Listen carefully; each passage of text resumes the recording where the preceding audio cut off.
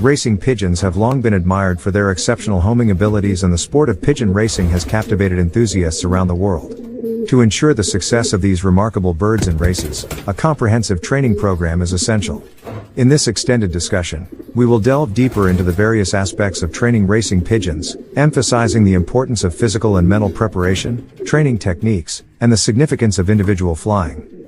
Physical fitness plays a crucial role in the performance of racing pigeons. Prior to commencing the training regimen, it is imperative to ensure that the birds possess early physical maturity. This can be achieved by allowing the pigeons to develop their skeletal structure and musculature before engaging them in rigorous training. Adequate rest and a balanced diet are vital during this period to promote healthy growth and overall well-being. In addition to physical maturity, mental ability is equally important for the pigeons to race and home successfully at a young age. This mental acuity is cultivated through training exercises that encourage independent thinking and decision-making. The single toss technique, a pivotal aspect of the training process, facilitates the development of mental maturity and intelligence in racing pigeons. The single tosses begin after the birds have been to a particular location at least twice with the group. This gradual exposure ensures that the birds are familiar with the release site and the general direction of their loft. On the third visit to each location, the birds are single tossed. By releasing each bird separately, approximately 10 minutes apart, the pigeons are compelled to rely on their own homing skills, thereby fostering independence and self-reliance. During single tosses, it is crucial to choose release points that are at least 10 minutes apart. This time interval allows each bird to establish its individual flight pattern and prevents them from waiting for or following other birds. By creating this separation, the pigeons are compelled to navigate on their own, leading to enhanced mental aptitude and self-confidence. Moreover, single tossing helps pigeons become astute leaders rather than mere followers. A racing pigeon must possess the ability to navigate and think independently, making informed decisions during the course of a race. While physical fitness is undoubtedly important, it is the intelligence, confidence, and independent thinking of a pigeon that truly sets it apart on race day. In the early stages of training, short distance tosses of 5 kilometers, 10 kilometers, and 20 kilometers are conducted multiple times a day to provide the birds with frequent exposure and experience. It is often more beneficial to have 2 20 km tosses than one at 40 km, as it allows the birds to gain confidence and learn more effectively. Consistency in training routine is essential, and it is imperative to maintain a regular schedule for the birds to establish a sense of familiarity and security. While planning training routes, it is advisable to choose locations with distinct and recognizable landmarks that can be easily identified by the birds. Large landmarks act as visual cues, enabling the pigeons to navigate and orient themselves even at great distances. These landmarks serve as reference points, aiding the birds in their homing instincts and enhancing their ability to find their way back to the loft. As the training progresses, the distances covered during tosses gradually increase. However, it is crucial to acknowledge that hunger can have a detrimental effect on the performance and well-being of the birds. Hunger during training or racing leads to memory loss, fatigue, and weight loss, impeding the homing ability of the pigeons. Therefore, before each training toss or race, the birds should always be sent with a full tank of gas, meaning they should be fully fed and watered. Adequate nutrition and hydration are vital to ensure that the pigeons remain in optimal condition and can perform at their best. When the birds start flying in a certain direction, such as south to northeast, it is advisable to adjust the training strategy accordingly. In this scenario, it is likely that the birds will initially head towards the nearest landmass, east, before proceeding north. To adapt to this behavior, single tosses become especially important. Releasing the birds too close together may result in them waiting for one another and flying home as a group, rather than independently. By maintaining the recommended 10-minute interval between releases, the birds are encouraged to rely on their own navigational skills and fly home individually. The training process also extends beyond flying exercises. It is important to simulate real race conditions to familiarize the pigeons with the environment they will encounter on race day. One often overlooked aspect is the birds' interaction with shipping baskets. Birds tend to eat and drink while in the shipping baskets provided by the local club. To prepare them for this experience, successful trainers acquire identical baskets to those used by the club. These baskets are set up with the same feed and water arrangements, placed in the same location, and have an opening similar to the club's crate. By training the birds to eat and drink from these baskets repeatedly before the first race, they become accustomed to the feeding routine, reducing the chances of confusion or stress during basketing. By implementing these various training techniques and ensuring proper mental and physical preparation, pigeons are equipped with the necessary skills to perform exceptionally in races. However, it is important to note that successful racing pigeons are not limited to their racing career alone. Those birds that excel in challenging race conditions often become excellent breeders and hold significant value in breeding lofts. These birds showcase traits such as intelligence, orientation, navigating ability, motivation, determination, courage, and heart. Their ability to fly as individuals, covering great distances relying solely on their own instincts, sets them apart as leaders in the flock. It is through the combination of proper education, training, and performance under demanding conditions that racing pigeons prove their worth and contribute to the legacy of their breeders. In conclusion, training racing pigeons is a multifaceted process that involves physical and mental preparation, carefully planned training routines, and the cultivation of independent thinking. Through methods such as single tosses, frequent training, and exposure to familiar landmarks, racing pigeons acquire the skills and attributes necessary to excel in races. Furthermore, simulating real race conditions and preparing the birds for basketing contribute to their overall success. By appreciating the importance of both physical fitness and mental acuity, trainers can unlock the full potential of their racing pigeons and witness their extraordinary abilities in action. Training routine. The training starts about 5 to 10 kilometers away from the loft, gradually increasing the distance to 20 kilometers, 30 kilometers, 40 kilometers, and beyond.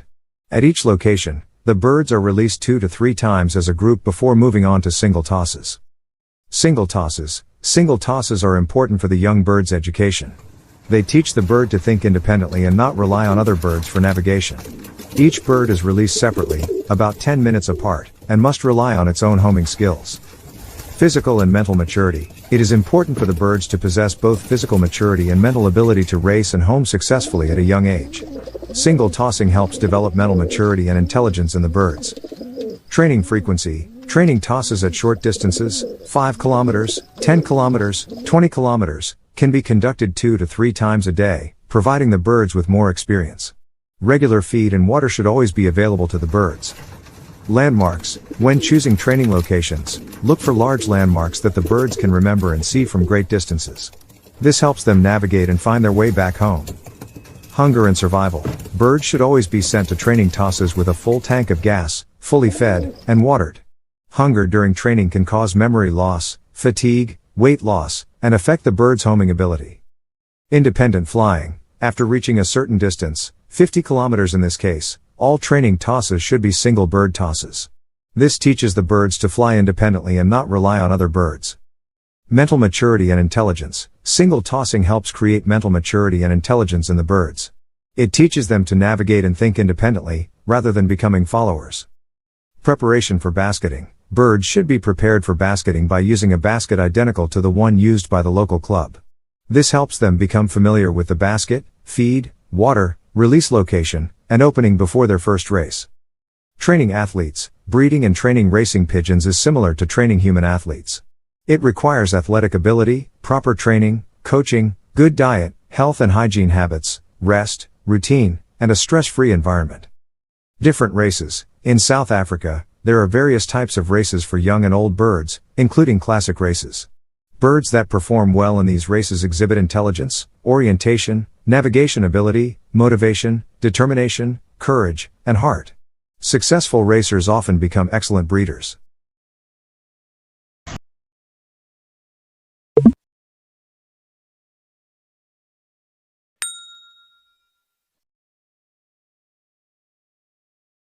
Why is lineage valuable?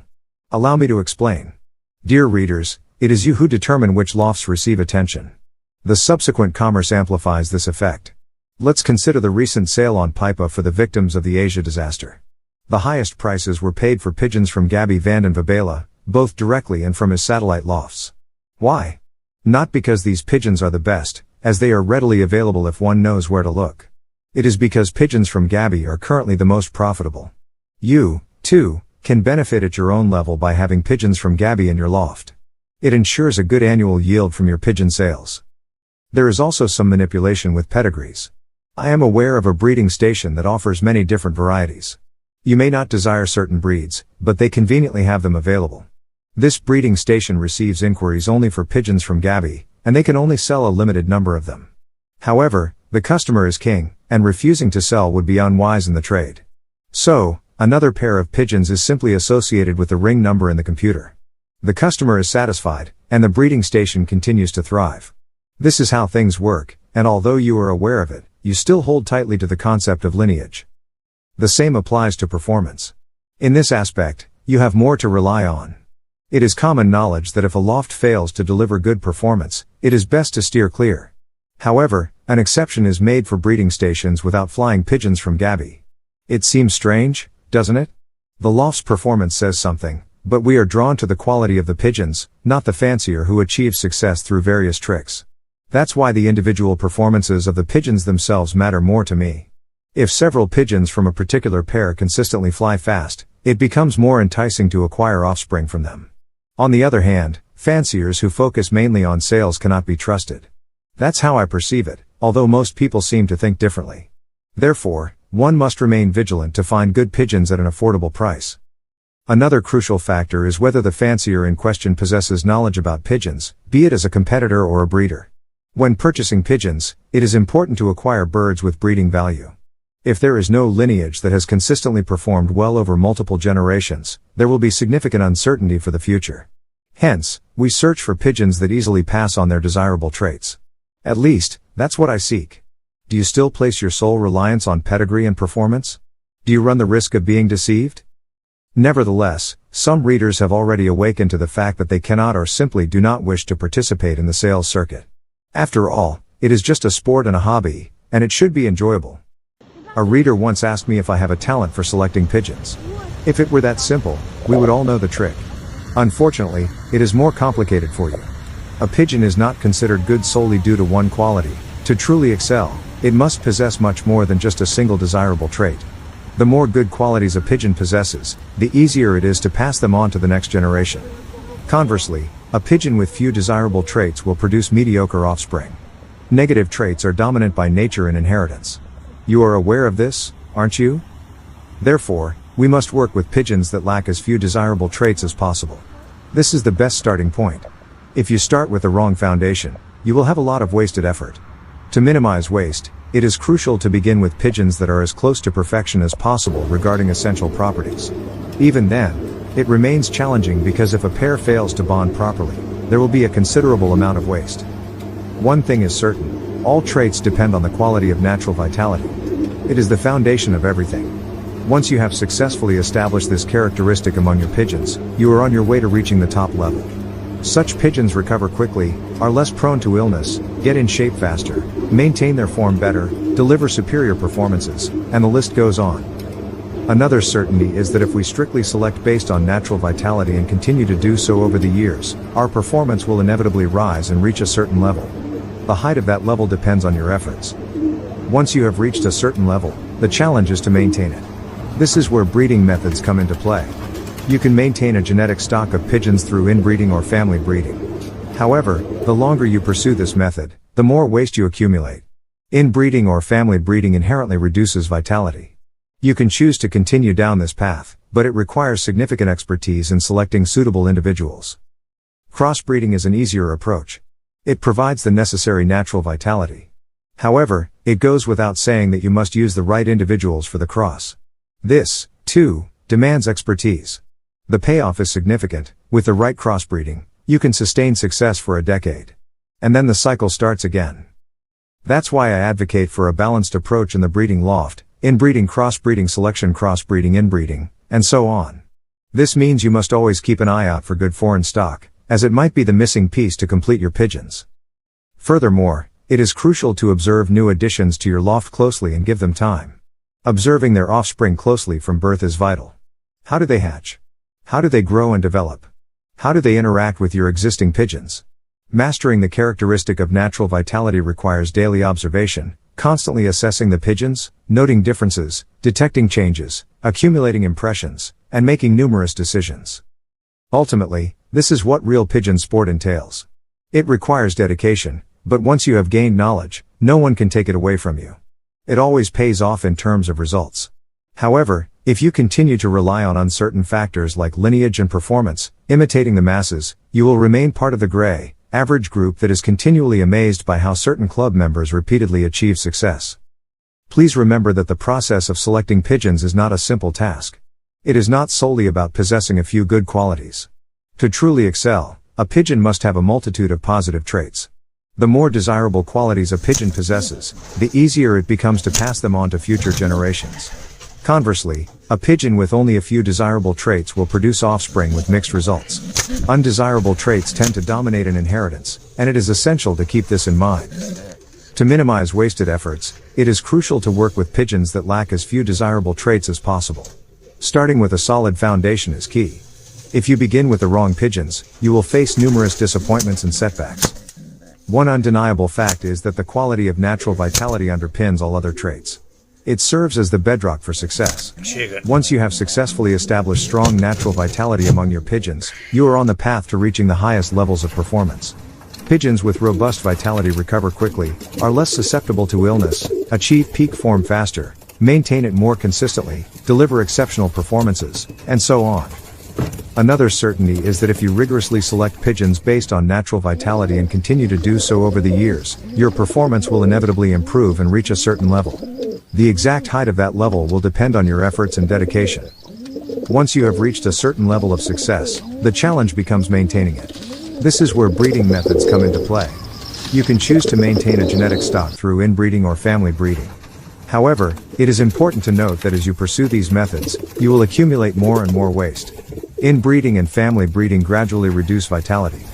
Continuing down this path requires extensive knowledge and expertise in selecting suitable individuals. Crossbreeding, on the other hand, offers an easier alternative. It introduces fresh natural vitality to your stock. However, it is crucial to select the right pigeons for the crossbreeding process. This approach also requires expertise to ensure successful outcomes. With the right crossbreeding strategy, you can sustain your success for a decade or more. And then the cycle begins anew.